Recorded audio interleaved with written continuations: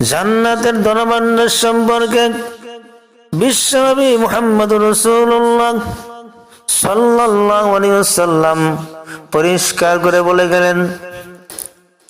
রাসূলুল্লাহ সাল্লাল্লাহু আলাইহি ওয়াসাল্লাম সমগ্র উম্মতের জন্য মহান শিক্ষক। জীবনের শুরু থেকে শেষ পর্যন্ত মানব জীবনের সব চাওয়া পাওয়া, সমস্যা সমাধান, আদেশ উপদেশ সহ কল্যাণমূলক শিক্ষা তিনি রেখে গেলেন। তার অসংখ্য হাদিস থেকে অমূল্য একটি হাদিস পাওয়া যায়, আমলি হাদিস পাওয়া যায়। হযরতে আবু মুসা আল আশআরী রাদিয়াল্লাহু তাআলা আনহু হতে বর্ণিত, তিনি বলেন, একবার রাসূলুল্লাহ সাল্লাল্লাহু আলাইহি সাল্লাম একটি গিরিপথ দিয়ে যাচ্ছিলেন।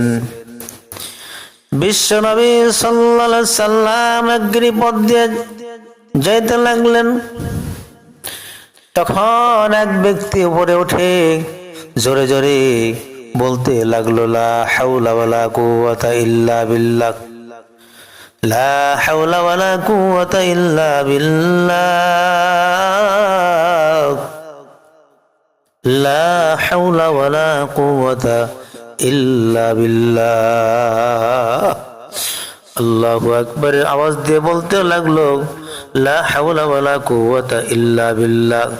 আবু মুসা আল আশআরী বলেন, তখন রাসূলুল্লাহ সাল্লাল্লাহু আলাইহি ওয়াসাল্লাম তার খচ্চরের উপরে আরোহী ছিলেন, গাধার উপরে আরোহী ছিলেন। রাসূলুল্লাহ সাল্লাল্লাহু আলাইহি ওয়াসাল্লাম বললেন, তোমরা তো কোনো বধির কিংবা কোনো অনুপস্থিত কাউকে ডাকছো না। অতঃপর তিনি বললেন, হে আবু মুসা বা হে আব্দুল্লাহ, আমি কি তোমাকে জান্নাতের ধনভাণ্ডার সম্পর্কে একটি বাক্য শিক্ষা দেব না? তুমি কি শিখতে চাও? সেই ধনভাণ্ডার সম্পর্কে, জান্নাতের ধনভাণ্ডার পর কি বাক্যটা আছে, আমি তোমাকে সে বাক্যটা শিখিয়ে দেব, তুমি কি শিখবে? হযরতে আব্দুল্লাহ আবু মুসা আল আশআরী রাদিয়াল্লাহু তাআলা আনহু বললেন, হুজুর অবশ্যই শিখিয়ে দিবেন আমাকে। হুজুর বললেন, পড়ো, লা হাওলা ওয়ালা কুওয়াতা ইল্লা বিল্লাহ, লা হাওলা ওয়ালা কুওয়াতা ইল্লা বিল্লাহ। হে আবু মুসা আশআরী, হে মুসা আল আশআরী, বিপদে পড়ে গেলে নাম ডাকবি,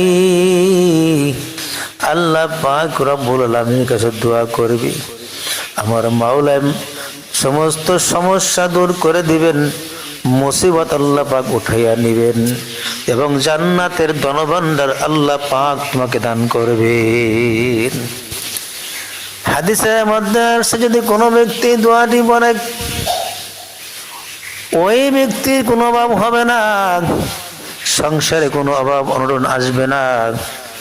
যদি কোনো ব্যক্তি ফজরের নামাজের পরে 100 বার লা হাওলা ওয়ালা কুওয়াতা ইল্লা বিল্লাহ, লা হাওলা ওয়ালা কুওয়াতা ইল্লা বিল্লাহ, লা হাওলা ওয়ালা কুওয়াতা ইল্লা বিল্লাহ, অর্থের দিকে খেয়াল করে পড়তে হবে। লা হাওলা ওয়ালা কুওয়াতা ইল্লা বিল্লাহ, নেই কোনো ক্ষমতা, নেই কোনো শক্তি, নেই কোনো ক্ষমতা, ইল্লা বিল্লাহ, ওই আল্লাহ ছাড়া, আল্লাহ ছাড়া কারো কোনো ক্ষমতা নাই, আল্লাহ ছাড়া কারো কোনো শক্তি নাই। সুতরাং ওই মহান আল্লাহ রাব্বুল আলামিনের সমস্ত শক্তি তার, সমস্ত ক্ষমতা তার, তিনিই সমস্ত ক্ষমতার মালিক, তিনিই সমস্ত শক্তির মালিক।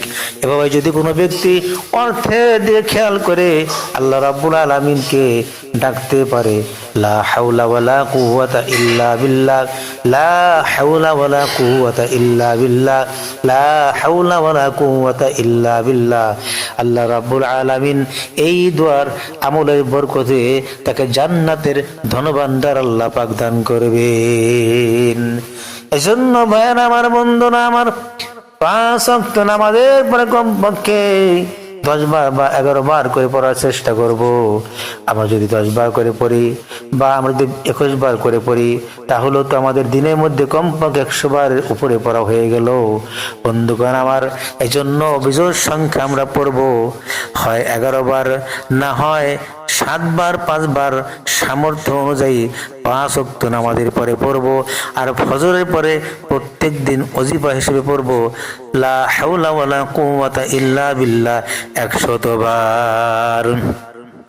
হাদিসের মধ্যে আছে যদি কোনো ব্যক্তি প্রত্যেক দিন 100 বার পড়ে লা হাওলা ওয়ালা কুওয়াতা ইল্লা বিল্লাহ, আল্লাহ পাক রব্বুল আলামিন তার কোনো সমস্যা রাখবেন না। চাকরি বাকরি, ব্যবসা বাণিজ্য, সংসার, কৃষি, অফিস আদালত সর্বক্ষেত্রে শান্তি আর শান্তি আসবে, ঝামেলা থাকবে না। তোমার মেয়ে বিবাহ হয় না, ছেলে বিবাহ হয় না, সমস্যায় পড়ে গেছো, মুশকিলের মধ্যে পড়ে গেছো, ছেলে বিদেশে গিয়ে আটকা পড়ে গেছে, বা বিদেশে বিষয় হচ্ছে না, বা বিদেশে ব্যবস্থা হয় না, তুমি ভালো করে আল্লাহ পাক রব্বুল আলামিনের কাছে ডাকো লা হাওলা ওয়ালা কুওয়াতা ইল্লা